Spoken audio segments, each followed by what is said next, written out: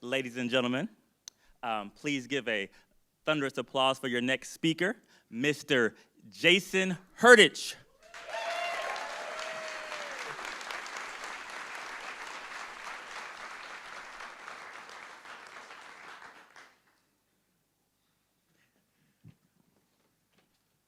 Hello, everyone. Hello. Are you enjoying the show so far? Yeah? Yeah. Oh, it's hard to see, y'all. Like, that means I can't even hear you. Yeah, you're going to have to lift your hands and clap like this for me. That's it. Excellent. Now I can see you. I hope you're enjoying your night, and I am so absolutely thrilled to be here, just as you are, because it's my understanding that maybe you've set up a new business, and it's going to be an absolutely thrilling time with this new business that you've just opened. Next week might be, for example, your grand opening, and let me tell you, I know that you have your ADA accessible checklist already. Accessible parking? Yes. We have great ramps for that wheelchair accessibility. Check that off the list. The entranceway has no barriers, nothing protruding out. We've got all of that. Check. The bathrooms have extra large stalls and grab bars, and we're good to go on the restroom. Check that off the box. And we have accessible water fountains. And yes, we even have Braille on our signs. We are rocking it out on the accessibility checklist. But wait just a minute. What does access mean for a deaf person? And so I asked my friends that. What does that mean for access for a deaf person? What does it mean to us? And so if I want to take you along on a night with me and my friends, if you would just use your imagination for a little bit. So we call an Uber. I call an Uber on my handy dandy phone here. Y'all know Uber, right? I call Uber on my handy dandy phone, and I let them know that I'm going to the bar to meet my friend. And we get on out there, and oh, there are so many cars whizzing by. They're all black. I'll tell you, they're all black, but which one is my stinking black Uber? Oh my goodness, where is it? Where's my Uber? Oh, where can it be? It's big. We're going downtown, and I'm standing there trying to find my Uber. Sure enough, it says that I have an incoming call. The Uber driver has called me. Yeah, that's not working so good. So I'm looking for my Uber. I can't find him. I seriously cannot find my car. I am absolutely devastated. So now, audience participation here. Any suggestions on what we can do? What could that Uber driver have done to make my life a little bit more accessible? Bingo, texting. That's exactly it. They could have used the light on their phone. Just that. If they could have known that I was deaf, they would have just been able to text. So that, again, just a simple modification. It makes a big difference.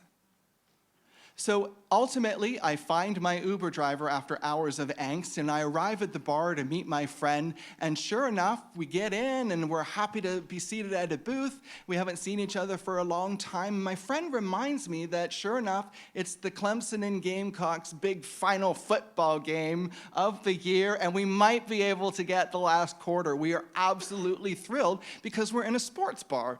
And there's television after television after television after television. And we're so excited to see Trevor Lawrence, the Clemson quarterback, by the way. And they're all interviewing and talking to him, but not a single television in the whole place has the captioning on. So my friend and I say, well, we summon our server who comes over to the table, and the server's like, what's going on? And we're just, all we see is these moving mouths. We have no idea what's going on. Would you mind putting on the captioning? So the server has to go fetch the manager, and the manager has to go in and find the correct remote. And of course, they do find one that's about 14 feet long, and they bring me not one, but 7 of them that has about 8 feet of dust on it and all these buttons, and it's been sitting there forever, and I think the batteries might even be corroded.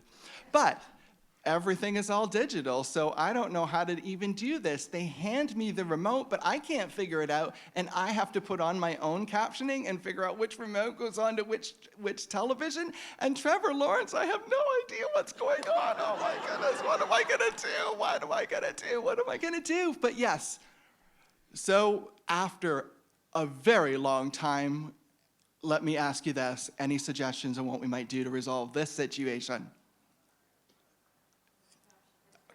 Come on, guys, yell it out. Always have captions on. That's right. Just leave the captions on all the time. Just all the time. On every other television. It'll be okay.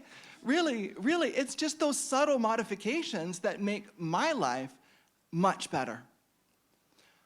So, ending up our little narrative for the evening, I apologize to all the Gamecock fans out there, but let's move along. Anyway, let's move along. So we're headed off to the theater to see the very, very famous Broadway show Hamilton, which has come to downtown Greenville. And we have been pacing and pacing, so excited to watch this. Oh my goodness, it's nearly $1,000 a ticket, but sure enough, we have purchased our tickets, and we get in there and we are sitting in our seats. We are ready for this amazing show. The scenery, the set, the lighting is just phenomenal.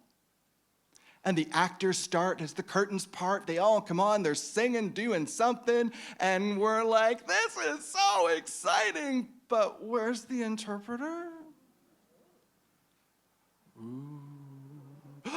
There's the interpreter, way down, 14.76 miles away, in a dusty corner, on a wee little platform barely lit.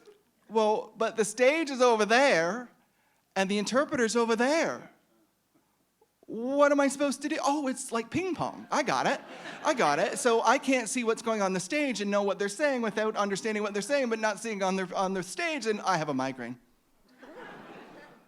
So what could we do? Again, audience participation, y'all. What could we do to make this a wee bit better?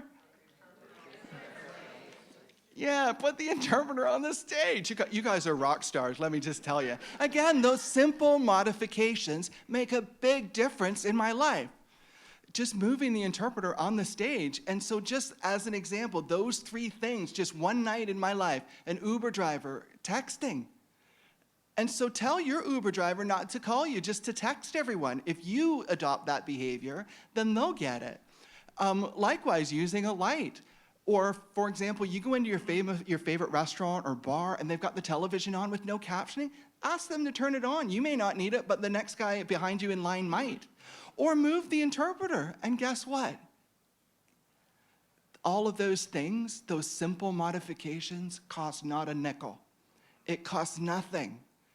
Just those wee changes make a big difference. It will change the world. It will revolutionize the deaf experience all throughout the country and give us truly equal access. Thank you. I appreciate it. Have a great night.